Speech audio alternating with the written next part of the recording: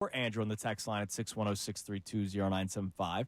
And then we're going to play you something from Howie Roseman because he was very honest about evaluation of players and how somebody or certain instances get you right off the draft board right away. And it's something that we will talk about. But what do we have on the text line? So not necessarily a draft question, but a drafted player from last year question. A question for football guy Andrew. Do you believe Jalix Hunt can be a 3-down player in year 2?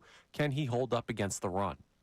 I love that question. And I've gone on record by saying that I believe that Jalix Hunt, of all the Eagles' defensive players, is going to make the largest leap, I would say, of any player. I think when you see the development that he's shown from a raw player out of Houston Christian in the summer, many of which believe that he was going to be a redshirt player, to all of a sudden he becomes the third edge rusher in a rotation, and he's playing meaningful snaps in the Super Bowl and providing pressure, and he picked up a sack. I mean, I think that's a big indicator that he's headed for some great things. And, yes, I do believe he can be a 3-down player. Wouldn't be surprised, to me at least, if he challenges Azeez Ojulari as that bookend opposite Nolan Smith. All right. I love that. I love the fact that you nailed that before the draft. And I admit the league was way high. The league was high on him. Yeah. And I tweeted out. I tweeted out around this time last year. I said he's going to go late day 2. He went late day 2. All right, and we got something else on the Yeah, we've had a couple people check in since you were talking about tight ends, asking about your highest rating. You had Mason Taylor ahead of a guy like Tyler Warren. Yep. I think Mason Taylor is more of is a better fit for most teams. And I will say that there are a number of high-ranking folks in the NFL that actually share the same opinion as I do. And also, Tyler Warren's 25 years old. I think that in of itself may make some teams shy away from that. That'd be off my board. See, I am not taking someone on at 25 years old. Right. Just not. And yeah, exactly. So, and I view Mason Taylor as I gave him the comp of Zach Ertz. Zach Ertz he's played at a high level for a long time. Yeah. And I believe that to me is a player that would be a fit in every offense. Yeah, all right. I love that.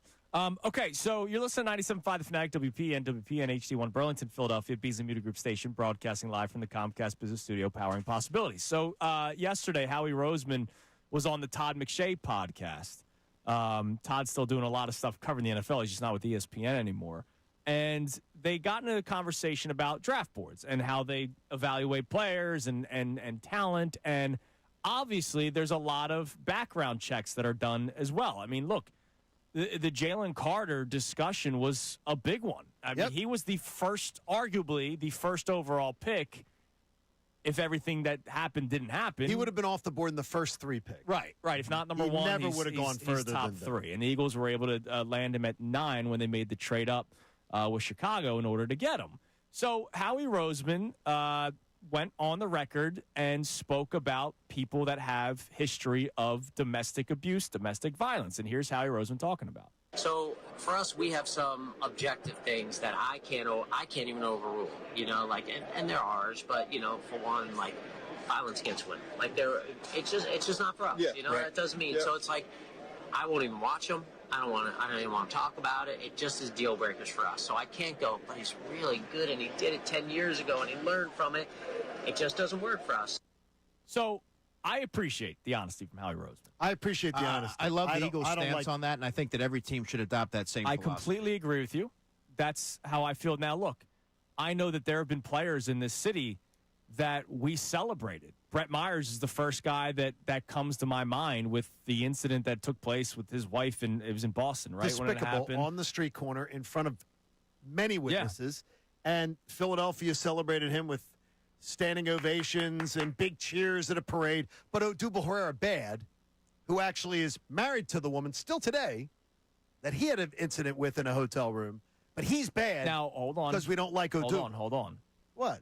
Could this also be a change in society? Because that took and not that was 2007? Not that it should have been okay in 2007, but let's face it, ever since Ray Rice, I believe it's been brought to the table in a much better way now where it is, hey, you do that, you're a bad dude. I got to tell you. And I think Odubel Herrera doing it in post-2020 compared to Brett Myers, not that Brett Myers should be absolved of anything, and I need to make that clear before anybody takes my words the wrong way. I do wonder how much society has changed for the better when it comes to this. I'm drawing a blank on right now on a name. The offensive coordinator used to be with Washington. Used to be with Andy Reid. The assistant. Bieniemy. Eric Bieniemy. Oh, yeah. Eric Bieniemy has a very, very checkered And past. that might be why he's not a head coach. And a lot of teams, I know for a fact that there are teams that would not entertain it because then all of his history had to come up from when he was a much younger man. I fall a little differently than you guys. I hate that it's just a blanket, this is our blanket policy. Not about talent. Right. But to me, and again, I'm a little bit of a sucker. I make that known all the time. Yes, you do. I believe in redemption stories. I believe in grace. I believe in second chances for people. And it bothers me that it's just, nope, you're dead to us. That bothers me. Because I am a believer in redemption So stories. am I, but that's where I draw the line. Yeah.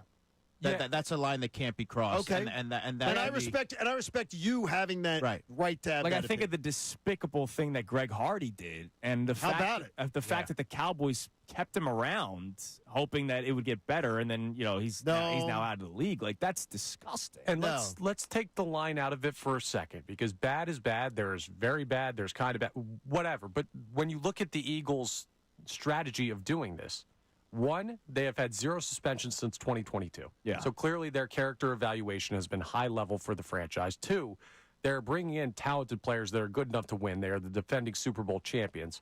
So whether you want the redemption story or not, it clearly isn't impacting the Eagles negatively to use a blanket statement to weed out these guys. And when I teased it going into the break, to your point, John, this isn't just like a talent thing. This isn't like, oh, he's a really good football player, but he's got this checker pass. Let's try to figure this out. It's also culture. It is. What is something that the Eagles are celebrated for? At least the players themselves celebrate it. A great culture. It's the culture. Phenomenal, yeah. And I think back. You brought up Odubel Herrera, right?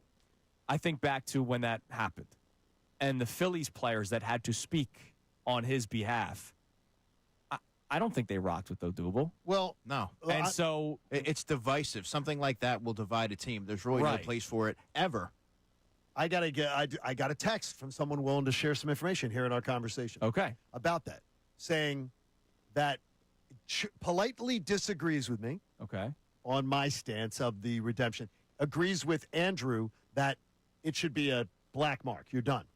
But wants to bring up, remember why C.J. Gardner-Johnson is out of this town. The antics with Taylor Swift were not well received within the Eagles organization, which has the most female executives in the NFL. Right. And even his sweatshirt on the parade. At the parade, that I was told that he was told to get that off. Yeah, it crossed the line. You're crossing the line. And that may have been where I was told exhausting. They just were exhausted. Yeah, it's distasteful. Of course, it is totally. You gotta be professional, and you have to treat everybody with respect. And that crosses a line. That's not what the Eagles are about. The Eagles are about culture and doing things the right way, and having a lot of folks that kids can look up to.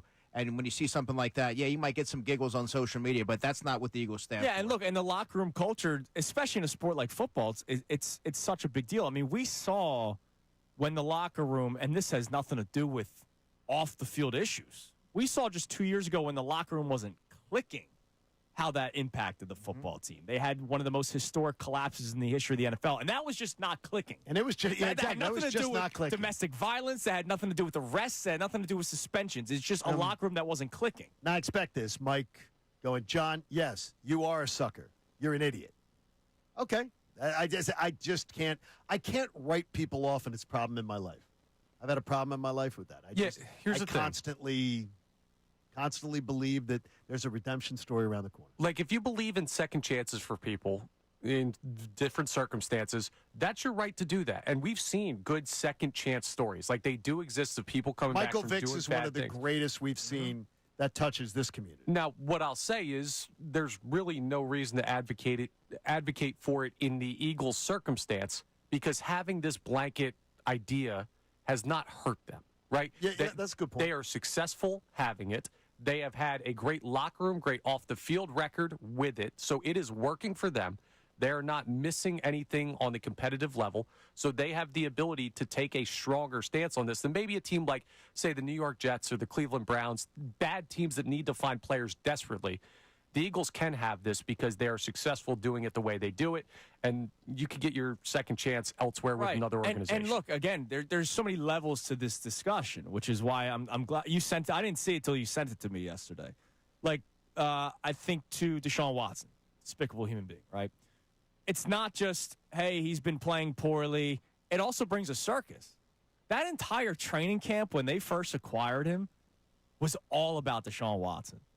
Every question that every player had to answer was about Deshaun Watson. Yep. And do you want to bring that? Now, I'm not saying that if you selected somebody in the draft with a checkered past that would be the only talking point throughout all of training camp. But you even say it, John. You don't like it when A.J. Brown went radio silent. Other players had to speak on his behalf. And that is the thing from being a broadcaster with professional sports teams in my career.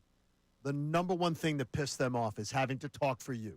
Andrew Salciunas is in the showers. He's not going to meet with the media today, so then everyone else get asked questions about Andrew Salciunas. Yeah, that's not fair. That That's pisses not right. them off in a big way. If you have a storyline like that, and it doesn't have to be domestic violence. Tim Tebow, when he came to Philadelphia, that was a zoo.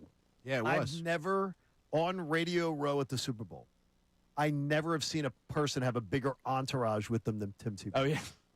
No. Bizarre. Of all the athletes, But of think all the about when celebrities. he was here as a backup quarterback, the media coverage that it got. It was crazy. It was too much. And he couldn't play worth a lick. Right. He's got At the pro 12 level. disciples. That adds to the entourage. That's a good point. So, look, it's an interesting conversation, and there are teams that have other beliefs. I mean, look, I'm all jokes aside, like Andy Reid and the Kansas City Chiefs, They run a penal colony. they The almost Dallas Cowboys. like no shame. Dallas Cowboys, no Andy, shame. though, I think I understand where he's coming from. I don't know that I would do it as often as he. Thank you so much for checking out our content on the 97.5 The Fanatic YouTube channel. Hope you enjoyed the video. And remember, you can always be checking the playlist. There may be something you missed from one of our shows during the day that you want to go back and check out. So every time you like a video, like it, subscribe to the channel, and you'll have that great content coming to you every single day. You're greatly appreciated.